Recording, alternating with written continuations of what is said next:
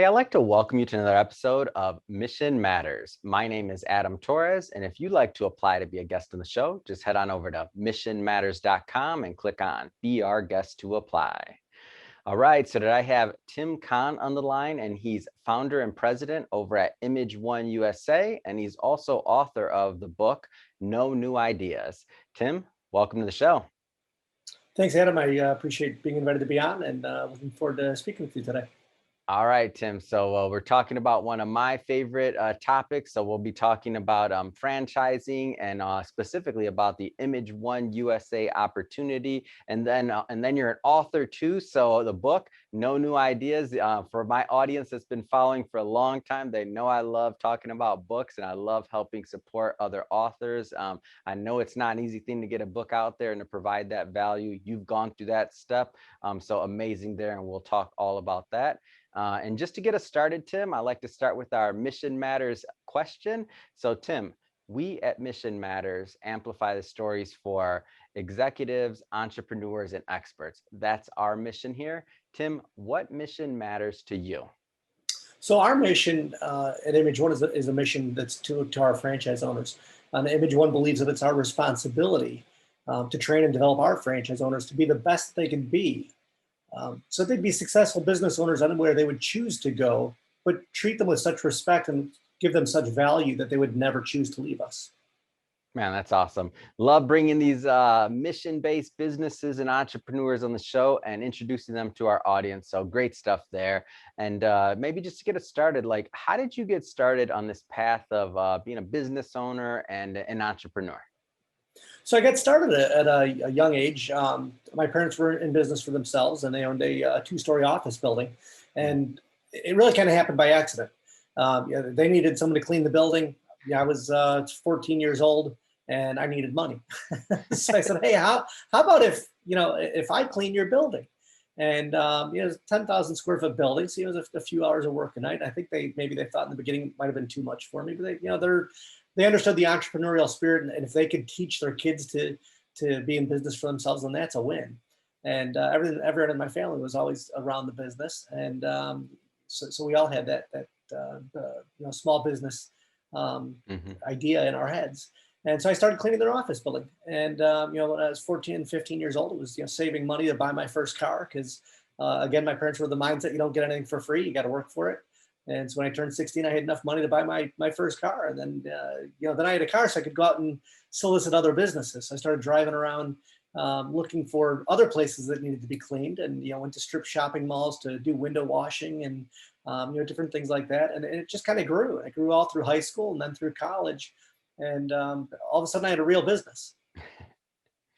That's amazing. What a great story. And I love this multi-generational small business owner. So I'm sure, you had your parents there for guidance, questions, other things. And, and we all learn from the ups and downs, bumps and bruises, all kinds of different things happen on this entrepreneurial journey. Sometimes I tell people, why did we sign up for this pain? But but we did. So Tim, if you could talk to maybe the younger generation, maybe it could be the 14-year-olds or it could be the ones that are just graduating, they're thinking about going that entrepreneurial route, like what kind of advice would you give them? If you've got a dream and you want to go for it, go for it. And I got to say, it actually started before I was 14 and before I started cleaning my parents' office building. It started, cutting grass and shoveling snow. I took a lawnmower and, pushed it around the neighborhood, knocking on doors of people who had long grass. And, same thing in the wintertime when it would snow and there was, 6 or 8 inches of snow on the ground and people didn't want to do it themselves. I knew they were willing to pay to have someone else do it. And so again, just always having that mindset. So, if you're young and you have an idea, get out there and do it. And don't let anyone stand in your way. Don't let anyone tell you can't do it. It might be hard. It might be difficult. And like you said, Adam, it's a troubled journey. A lot of times it's a roller coaster, and it's super scary when you're up on the top of that first hill before you go down and go through that loop. And it's going to be super scary, but at the same time, it's exciting and it's fun. It's awesome. And it's something that you look back afterwards and say, man, I'm so glad I did that. That was awesome. And I think our journey in business is the same way. It's a roller coaster ride.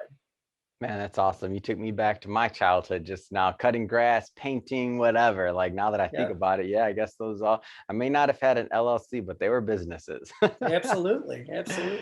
Awesome. So obviously many, many years later, Image One USA. So maybe tell us a little bit more about the company and why you founded it. Yeah, so I cleaned my parents' office building and continued to grow the business, and I had a really good business going by the time I graduated college, and I had several employees. And actually, my senior year in college, my advisor called me up and said, "Tim," he goes, I'm concerned about you." And I said, "Why is that?" And he said, "Well, we've had two job fairs and you haven't been at one." And I kind of laughed. I said, "Well, I'm not looking for a job." He didn't understand that that made absolutely no sense to him. What senior graduating college would not be looking for a job? And I went on to tell him, I said, my business that I've been running all through high school and all through college is very successful. And quite honestly, if I went and came to the job fair and was looking for a job, the companies I would apply for, I'd probably be making less money than what I've been making for the past several years. And again, this was just a totally foreign concept to him because an advisor at a school typically isn't dealing with entrepreneurs Yeah. with people that have that mindset. And things have changed a little bit. Yeah, I graduated college in 1992. Now my son, when he went to college, he had a minor in entrepreneurship.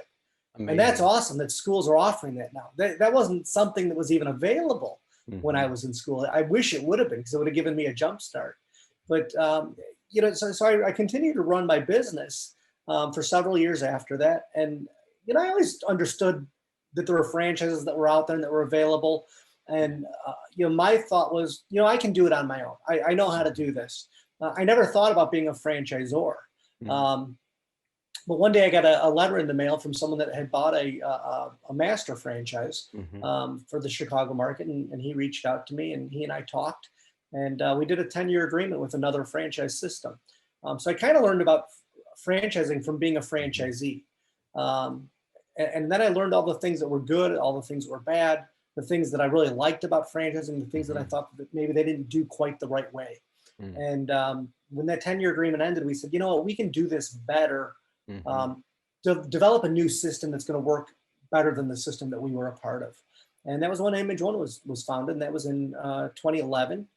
So we're celebrating 10 years this year of 10 years franchising under the name Image One, and it's been an exciting, fantastic ride. Wow. Well, first thing first, congrats on the 10 years. Not Thank you. easy, not easy to No. accomplish. And so let's go a little bit further into the franchising side of things. So what should you mentioned in that the previous company you had agreement with, some things they did well, some things maybe not, that there was some room for improvement. So what kind of things, so there's some people watching this right now that have maybe considered the franchise route, but they don't really know where to start. What kind of things should they be looking for when thinking about just a good franchise in general? You know, there are so many things that are important, and people don't know. When the whole reason that I wrote the book that I wrote was to help Mhm. people through that journey to buy a franchise, Mm. not an Image One franchise, but any franchise. Mhm. Because people that I talk to all the time, they always have the same questions. They didn't know what they were looking for. They didn't know where to go. They didn't know what the steps were in that process. And I tell everyone that looks at our franchise or anyone that even talks to me about any franchise, I tell them, the most important thing that you can do is do your due diligence and make sure Mhm. that the people that you're going to work with are people that you really want to work with, because you're not just partnering with them. You're signing on to a 10-year, 15-year, sometimes Yeah. a 20-year franchise agreement, and it's like a lot like a marriage. It's Yeah. it's a relationship that you need to feel 100% confident in, because if you don't, it can wind up causing you problems and Mhm. and headaches, and just like divorces are messy, getting out of a franchise agreement can be very messy. And so I tell people, make sure that the person that you're with really understands, you understand who they are and they understand who you are, Yeah. because you want to have that great relationship. Is there a right type of personality type or a type of person that you find is a good fit specifically to be like a franchisee? you know, we've got franchisees that have come from all different walks of life, Mm.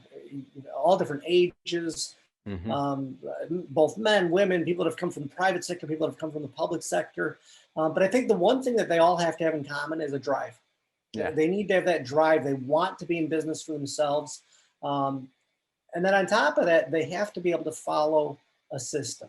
Mhm. Because if they're not going to follow a system, then they shouldn't buy a franchise. And I'll tell them that if they have their own ideas and they have their own, um, you know, concepts of what they want to do, then maybe they shouldn't buy a franchise. Maybe they should have an independent business, because then they have the flexibility to do whatever they want. If you're buying a franchise, you need to follow the system. And Mhm. I love the movie The Founder. Have you ever seen that? Oh yeah. Oh yeah. So McDonald's. yes, absolutely. And it's just an awesome movie. And I remember there's one scene in it, and I think of it all the time. And the guy who's playing Ray Kroc he's running out on the golf course to talk to his buddies that have bought McDonald's Yeah. franchises, and he's holding up a hamburger in his hand. He's like, "What is this? What is this on here? There's lettuce on this burger. That doesn't belong in there." He goes, "And you're selling corn on the cob and chicken." And so he's got these guys that are friends of his that are business owners, but they've never been contained to a franchise system Yeah. before. So they're doing things their own way. That's not what a franchise is about. A franchise is about taking a system that is a proven successful system and duplicating it. And the minute franchisees start going outside of that system, Mhm. then it can cause difficulty. So it's super important to follow that system. So that's probably the most important characteristic that they have to have. They have to have that drive, but they have to be willing to learn and follow a system. Yeah, I think that's awesome, and that is one of my favorite scenes in that movie. And when I watched that movie the first time, I thought to myself, I'm like, man, like if I could go back in time and just kind of start my business career over again. I know there wasn't obviously a podcasting, or maybe there was a podcasting slash media brand that I could have franchised, but just in general, my path in business, I'm always like, man, why wasn't I looking for a system? Why wasn't I looking for something that a proven revenue model or something like that when I wanted to start a business? Because I feel like, I mean, it can, especially if you're not, if you want to get into business to run a business, right, and to make money and to provide value for your clients and your customers, of course. But if you're not, like, I wasn't that type of person that felt that I had to have to be the next Elon Musk or to like come up with this like crazy brand new innovative idea. I just wanted to be a business owner. I wanted to be in business. I wanted to help clients. I wanted to have that connection and to run it. So when I think about those things, obviously when I was younger, well, not, I shouldn't say obviously, but when I was younger, I didn't even know that the franchising idea was out there or that it worked. Like, I just didn't have those influences in my life when I was younger. So I didn't even know. I knew McDonald's was a franchise, of course, but that's, $1 million, multi-million dollars. I didn't realize there were other opportunities outside of maybe like fast food and other things like that when I was much younger. Can you talk a little bit more about like just the benefits of having a system and what that means? Because I want to go a little bit further out there, because I feel like a lot of times entrepreneurs feel that they have to just go out there and invent and reinvent and do all these other things. And it's like, there's another route. Right, right. And what you touched on is exactly right. Mhm. Like you said, when you were younger, you knew McDonald's was a franchise, but you didn't realize how many different franchises were out there. And again, that was part of what led me to write the book, because when I would go out and do a franchise show, the first time I was at a franchise show, I was overwhelmed. And I was there as a vendor that was displaying our franchise. And I walked in the room and I was like, oh my gosh, there are like 500 different franchises in this room. How do we differentiate ourselves from all these other things? Because every single thing you can think of can be Mhm. franchised, whether it's car dealers, whether it's car maintenance, whether it's a Yeah. sandwich shop, or it's daycare, or it's doggy daycare, or it's tutoring your kids after school, or it's a swimming pool franchise. Every business that's out there is in one way or another Mhm. franchisable. And when people walk into that room for the first time and they walk into an expo center, no matter where they are in the country, they all have that same feeling.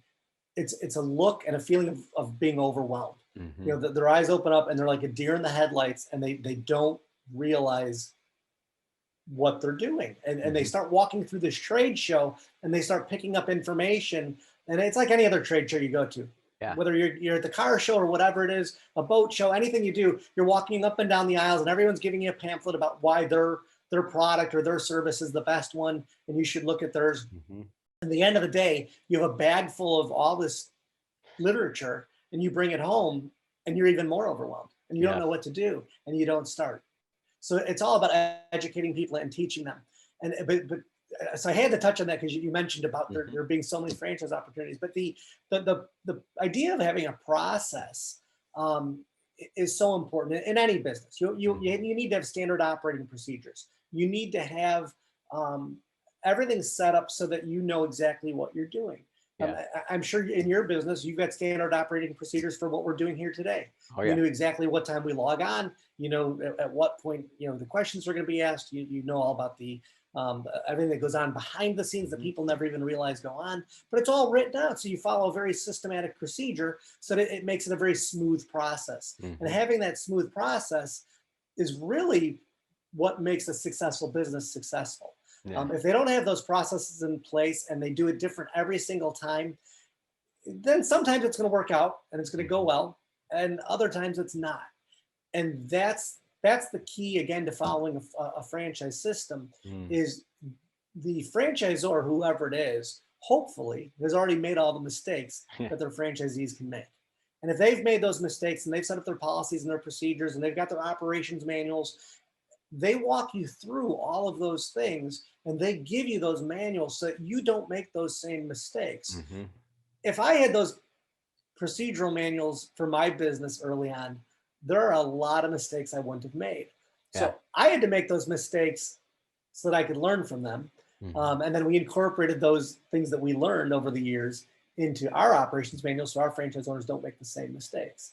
And again, I think that's the key to having procedures in place is so that you can avoid the problems, the pitfalls that the business owners that go it alone end up in. And I Mm. think, over the years, I've talked to a lot of different business owners and so many different Mhm. types of businesses, and we all have similar stories. Everyone Mhm. kind of goes through similar patterns of problems or of Mhm. financial problems or finding staff, whatever it might be. It's very interesting to see how so many companies and so many people follow that same path. Let's go further into the Image One USA franchise opportunity specifically. Already you've given us a great overview of just like what franchising is, like what the landscape looks like. I mean, tell us more about Image One USA and kind of what makes that opportunity unique. So Image One was founded on the basis of what my original janitorial company was, Mm. and it was about customer service. It's about taking care of the client. That's really what it's all about. And we've turned that around and made it customer service towards our franchise owners because Mm. they're my customers. Yeah. Their customers are the clients that they clean. Um, and we really train them that customer service is really the business that they're in. Mm. The service that they provide is cleaning, but they're really in the customer service business. Mm. And like any other customer service business, you need to realize that you need to do whatever it takes to make sure that your customer's happy. Mhm. Sometimes that means doing something that's above and beyond what's included in the contract, but you take Mhm. care of your customers and they're around for a long time. And is a garbage can ever going to get missed? Is a coffee ring on a desk going to get not get wiped one night? Absolutely. I would say it's impossible, 100% impossible to make 100% perfectly clean office every single time it's clean. There are going to be mistakes that are going to be made. But if you have a good relationship with your clients and you have that good customer service attitude and you fix things when there are problems, Mhm. then you're going to be successful. Then you're going to have a long-term relationship with those clients. And we've got clients that have been with us over 20 years. Wow. And really, in the janitorial industry, that is unheard of. I've got Mm. friends that are in this industry that aren't in franchising, but just they're in general cleaning, and their attitude was always, if I can keep a customer for 6 months, that's great. Yeah. I was like, you know what it costs to get you a new customer? Why would you want to give it up after only 6 months when you could have them for 6 years or 16 years or Mhm. 20 years? And it was a concept that was foreign to them. It just I couldn't understand that, because it's so Yeah. expensive to acquire new clients. Why wouldn't you just want to keep the ones that you have by making them happy?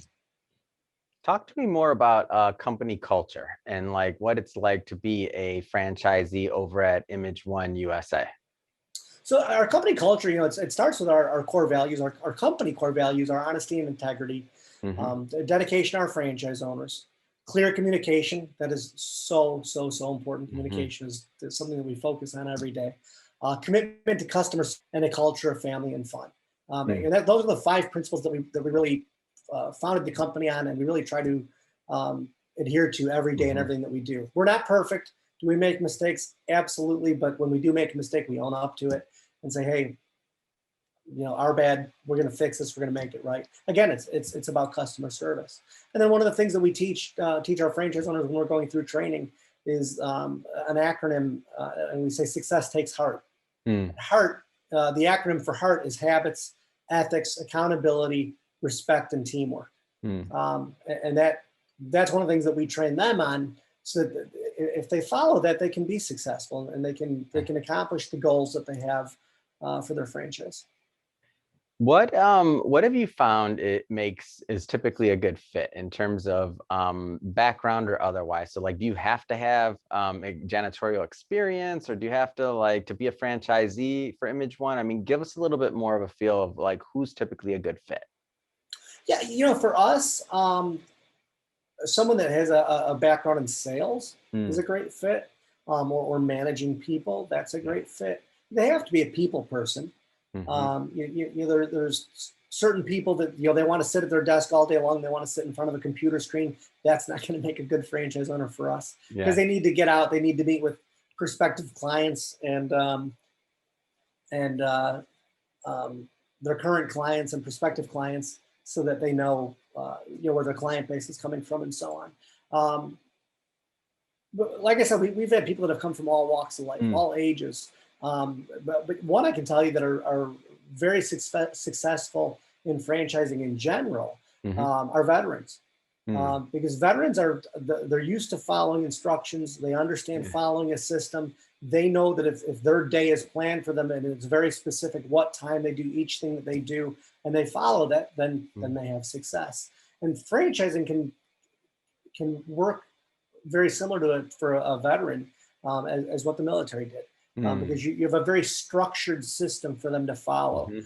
So veterans can be very successful, not with just an Image One franchise, but any franchise. Yeah. Okay, let's dig into this book. So, No New Ideas. You mentioned it a couple times, but now let's do a little bit of a deep dive. So first off, what inspired this? All right, so there's a copy of it. There you go. No New Ideas, and it's the subtitle underneath that is everything you need to know about starting a successful franchise. And like I said, the reason that I wrote the book was just to help people on their journey to buy a franchise. It's really not about Image One. In fact, it talks very little about Image One, other than about some of the stories about us and how I got my business started and things like that. But really, it's all about that franchise process. And it talks about everything from, like I said, the first person that walks into that trade show and they're like a deer in the headlights and they're just overwhelmed. And if you feel overwhelmed with something, then typically what's going to happen is you're not going to do anything. So they walked through that franchise show. They walked in there. They were super excited about starting a business. They get home. They've got pamphlets and information on 300 different companies. Oh my gosh. And they're so overwhelmed, they don't know what to do. They have no clue what to do. So they just set it all aside and they're like, I'll look at it later. And then a year goes by or 2 years goes by. And we've actually sold franchises to people that we met at a franchise show 2, 3, 4 years before, because they went through that exact process. They walked the whole show. They were overwhelmed, and then they came back and we met him. And there was one guy in particular that I remember very well. His name was Oscar, and him and his wife came. And when they came back to the booth the second time, several years later, I'm like, I remember you. You guys were here, a few years ago, and this was at an expo that we ran in the Chicago market. Yeah. And he laughed, and he kind of had a smile on his face. He goes, "How do you remember me?" I go, "You made an impact on me." I said, "I was sorry that you didn't come and buy a franchise with us." I said, "What did you guys do?" He goes, "I didn't buy a franchise." I go, "You're kidding me." I said, "You were so gung ho about doing it," and he said, "No." He goes, I didn't know what to do. I was so overwhelmed. So we continued to talk and educate him more about franchising and more about our franchise. And he ended up buying a franchise. And so it worked out really good. So I was glad he delayed buying a franchise, because he ultimately bought from us. But so I mean, that was the kind of the driving reason behind writing the book, was because people like that, they're so overwhelmed and they don't know what to do. And then they get the franchise disclosure document. And for most companies, it's a couple hundred pages at minimum. It's almost a full ream of paper. So I Wow. think our new one this year, I think it's 244 pages. It's a daunting document for anybody to Hmm. pick up and look at, because they don't know. And even though every FDD follows the exact same line, every item that's in an FDD is there Hmm. because the Federal Trade Commission says it has to be there. Right. And but it can be overwhelming. In fact, it is overwhelming for people that don't understand what all that is. So in the book, I walk through the whole FDD, and I explain what is in each item of the FDD, and just put it in Mm. very plain, very simple terms so that they can understand. So that, again, it's not something that they're so overwhelmed with that they're scared. And they're like, they want me to sign this 200-page document, Right. and there's no way I don't understand any of this. And so again, it's just to put people's mind at ease and to help them through that journey. Man, that's awesome. And as you're saying this 200 something page document, I'm cringing. I'm like, oh yeah, that'd be tricky. That'd be a task, to say the least. But so I get it. So what's like, and thank you for sharing the story about Oscar, by the way. That's a great story. And I know you have many, many more from other successful franchisees. But what's and this is kind of an unfair question, but I like asking my authors it, like, what's one like definite takeaway that you would hope all readers of this book get? Probably just that if they really want to do a franchise, Hmm. to jump in and do it. Because again, if you want to get into business for yourself and you're thinking about going the franchise route, sometimes you just need to pull the trigger. Mm. Um, Sometimes a parent will just throw a kid in the pool, and that's how they learn to swim. And some people say that's a good thing. Some people say that's a bad thing. Um, but if they learn to swim that way, that's a good thing. And it's, Hmm. even though it's scary and you're going into an area that you really may not know a lot about, Hmm. I think that would probably be the biggest takeaway is if you want to do it, you just got to do it. Mm. And the concept behind the book, the title, No New Ideas. Hmm. If you look at the title, all the letters of the title are made up of letters that are from different franchises. So Oh, wow. each letter represents a different franchise. And the reason we named it No New Ideas is because there really aren't any new ideas. There's Hmm. just spin-offs of other ideas. Hmm. You know, doing a video podcast, is a spin-off of doing a television show. Yeah. Doing a podcast is a spin-off of radio shows. Yep. There's different things, and it's just that there's new technology, there's new things to think about, and all of a sudden there's a new idea. You look at something even as big as Uber. Yep. It was just someone that created an app to replace taxis. Yep. So it wasn't a new idea, but it just took an idea and spun it in a different direction, Hmm. and created a whole new market. Mm. So or actually a solution to a problem that an existing market couldn't handle Mm. is a better way to say it. And that was the title, No New Ideas, is basically that there are no new ideas for going into business. Every great once in a while there's something that's totally Hmm. earth shattering and new, but most things are just a variance of a current business that's already there. Fantastic. So Tim, I have to ask, so what's next for you, Image One USA? I mean, the book, No New Ideas, like as we're recording this, we're just starting July of 2021. Like, so what's next for you and the brand? You know, a couple of years ago, I read the book Vivid Vision, Mm. and that is an absolutely amazing book. And anyone that's in business for themselves needs to read it Hmm. and follow it. And basically, the concept of the book is to write what your vision for your company is, Mm. and write it as if it's already happened. Ah. So fast forward 3 years in the future, and then write the vision as if it's already all been accomplished. Hmm. And one of the things that I wrote into our Vivid Vision is that we'll have 100 franchise owners that are billing $50,000 a month. Nice.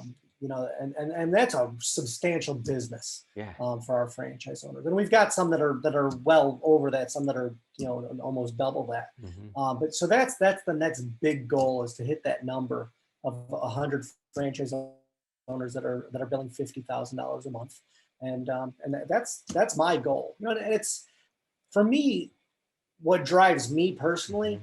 is seeing our franchise owners achieve their goals and their dreams.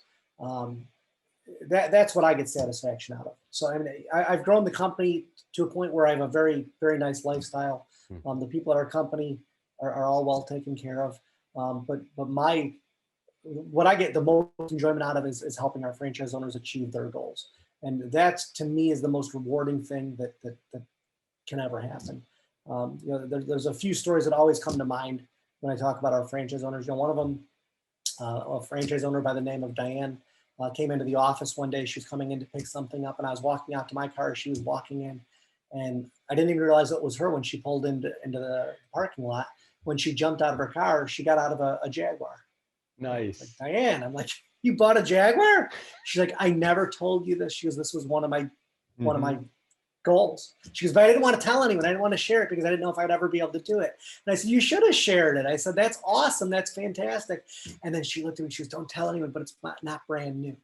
And I said, that's okay. I said, it doesn't matter. You accomplished your goal. I said, that is awesome. That is fantastic. And Mhm. you know, and that's one of the things that we do with our franchise owners. I think I learned that from that experience as we do dream boards with our franchise Mm. owners. And it's like going back to kindergarten. You know, you grab a whole bunch of magazines and you cut out pictures of your dreams and your goals, whatever they might be. And it could be like a place you want to go travel, or a car that Mhm. you want to get, or a picture of a home that you'd like to have, whatever it is. And you glue them onto these posters and you create a dream board. And when you look at that stuff, you accomplish that stuff. Mm. And so we do that in training with our franchise owners. And yeah, I think sometimes they think, you know, this is kind of ridiculous. But then after a year or two, they always call me up. You know, Jason called me up when he got his Land Rover. Um, Nice. you know, because that was his goal.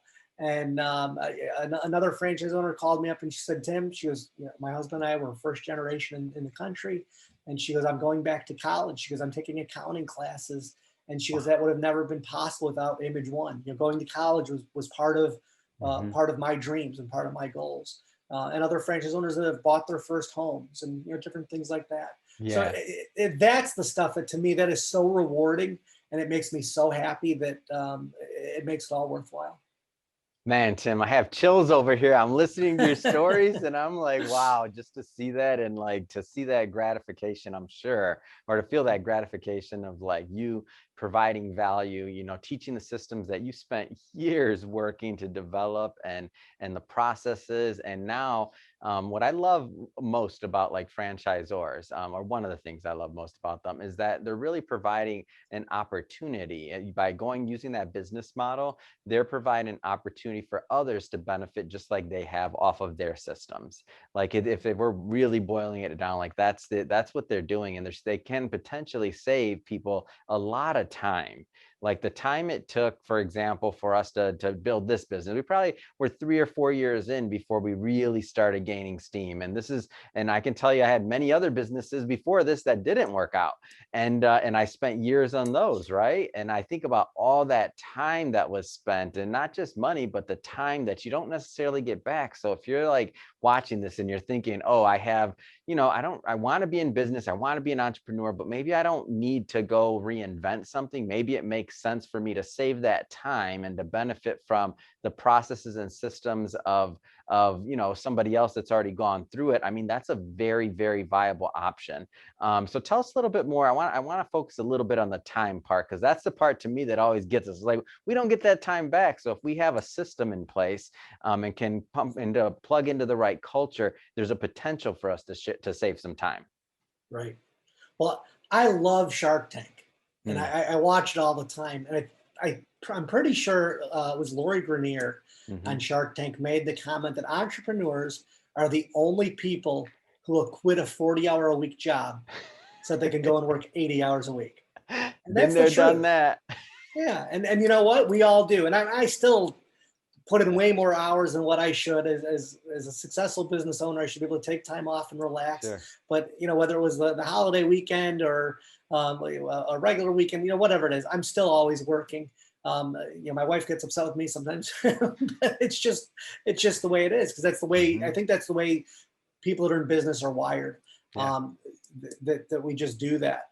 Um, and so we spend all that time. But you're right. Mhm. If a franchise can save you the time in learning things Mhm. because it's the information is being provided to you, then that's a win. And you could spend $100,000, Mhm. easy going to school Yeah. to learn things, or you can spend $100,000 of your time Mhm. to learn things, Mhm. or you can spend $100,000 to invest in a franchise Mhm. to learn things. It just depends what you want to do. Yeah. Um, if you make $100,000 mistake, that hurts. Yeah. It's your hard-earned money went out the window, and but you learned something, and that's why Mhm. you have to look at it. Yeah, I've made a lot of mistakes in the 35 plus years I've been in business, Yeah. and but I always learned something from them. So whatever it cost me, it was worth it, because you know what, I'm not going to make that mistake again. Mm. But if I can help people save time, or any other franchise can help people save time and help them on that path, and lead them to success a little bit easier, then that's a win. It's a win for them. It's a win for the Mhm. franchise. And it's not, there's no guarantee of success. Yeah. Whether you're in business as an independent business owner or you're in business as a franchise owner, there is no guarantee that you're going to be successful. You're still going to have to work hard. You're Mhm. still going to have to put the time in. You're still going to have to do everything that you need to Oh, yeah. do to make sure you're going to be successful. So, if you think you're going to buy a franchise, and it's just going to be, a gravy train, and money's just going to start pouring in, and you're not going to ever have to work hard ever again, well, guess what, you've got another thing coming.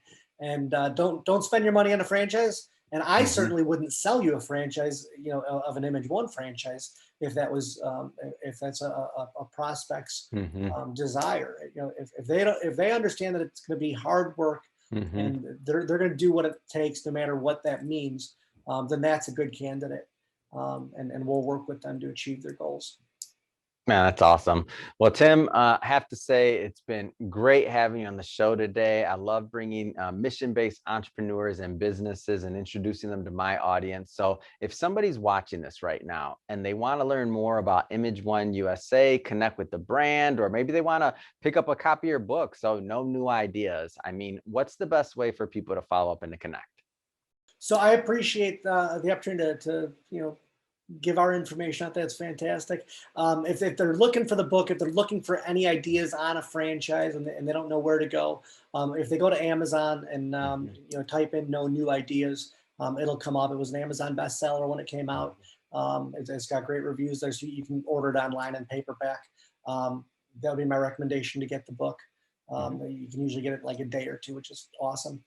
As far as Image One, if you're interested in pursuing an Image One franchise, Mhm. we're always looking for good quality candidates across the country. You can go to our website, imageonefranchise.com. Mhm. That gives you all the information about the franchise.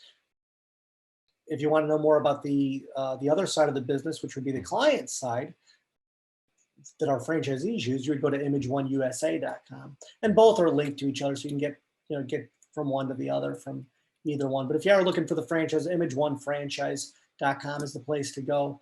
You could also call the office. We've got an 800 number. It's 800 and ask to talk to me about a franchise. I'm happy to talk to anyone about it. And even if you're not looking for an Image One franchise, I talk to people all the time, and kind of help guide them to what would be a good fit. Because like I said, it's got to be a good fit. If it's not a good fit for somebody, Mhm. they're going to end up being miserable. Awesome.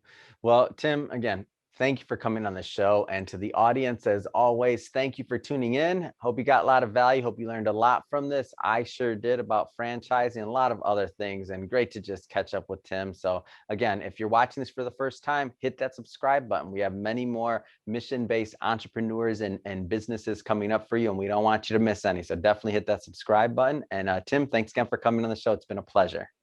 Thank you, Adam. I appreciate your time.